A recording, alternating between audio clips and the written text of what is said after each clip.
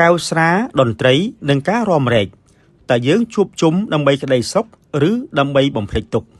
សាកសង្កេតមើលនៅក្នុងកម្មវិធីមង្គលការពិធីជប់លៀងឬការជួបជុំមិត្តភ័ក្តិឲ្យទៅដល់ពេលល្ងាចភ្លើងពណ៌ចាប់ផ្ដើមភ្លឺ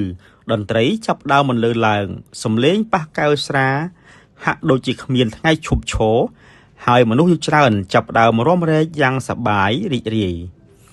មើលទៅដូចជាពិភពលោកមួយដែលពោរពេញដោយសេចក្តីសុខប៉ុន្តែប្រសិនបើយើងក្រឡេកមើលឲ្យស៊ីជម្រៅជាងនេះនៅក្នុងសង្គមបច្ចុប្បន្នការផឹកស៊ីនិងការរាំរែកទាំងនោះ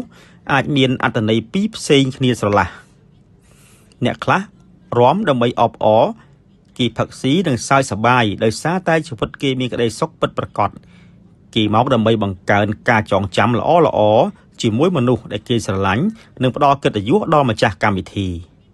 ប៉ុន្តែអ្នកខ្លះទៀតផឹកដើម្បីបន្លប់សំឡេងភ្លេងកាន់តែលឺកែវស្រាកាន់តែលើកញឹកញាប់ព្រោះគេចង់ប្រើប្រាស់ភាពអ៊ូអរនិងជាតិអាល់កុលដើម្បីចាក់សោបិទបាំងសម្ពាធការងារបំណុលបាក់ពួកការឈឺចាប់និងភាពឯកោដែលលាក់ទុកក្នុងចិត្ត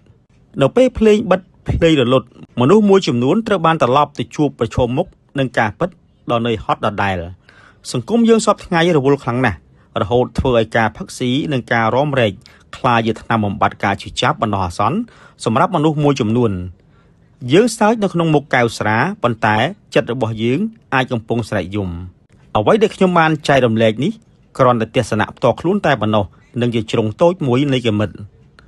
ការផឹកស៊ីនិងការរាំរែកជួបជុំមិនមែនជារឿងខុសឆ្គងទេហើយថាតើវាជាការបង្កើតក្តីសុខឬជាការរត់គេចពីការពិតគឺអាស្រ័យទៅលើការយល់ឃើញនិងស្ថានភាពរៀងៗខ្លួនរបស់អ្នកទាំងអស់គ្នា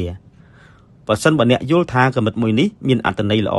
និងមានប្រយោជន៍ស្របតាមការគិតរបស់អ្នកសូមជួយ share ម្នាក់មួយដើម្បីចែករំលែកការពិភាក្សាដ៏មានតម្លៃនេះទៅកាន់មិត្តភ័ក្តិរបស់អ្នកហើយកុំភ្លេច comment ចែករំលែកទស្សនៈរបស់អ្នកនៅខាងក្រោមនេះផងណាអរគុណចំពោះការតាមដាន